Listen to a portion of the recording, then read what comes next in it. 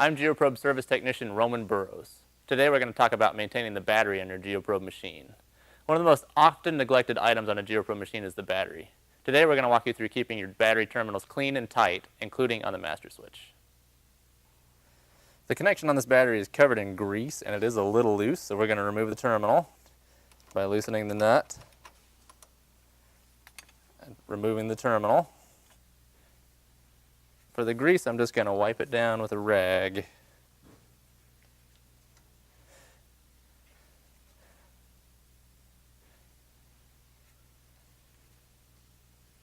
I'm going to wipe the terminal down with a rag as well. This machine has two batteries, so my positive side is still connected to 12 volts, so if I touch any metal, it will arc at me. Then I'm going to take a wire brush and I'm going to clean the inside. And it's pretty clean already. I'm going to clean the inside of the terminal and I'm going to clean the outside of the battery.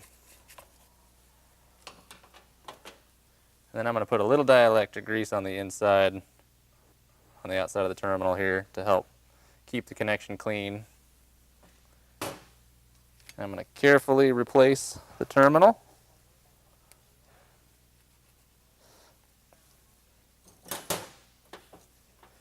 You should never tap a terminal in place because you can break off the terminal and break the battery. Then I'm going to make sure the nut is nice and tight, but don't over tighten as well.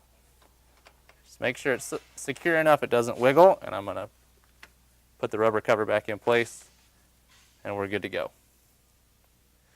Once you've maintained all battery connections, it's time to move to the master switch. The master switch has 4 terminals on it, 2 small ones and 2 large. Again, you're going to remove the rubber boot.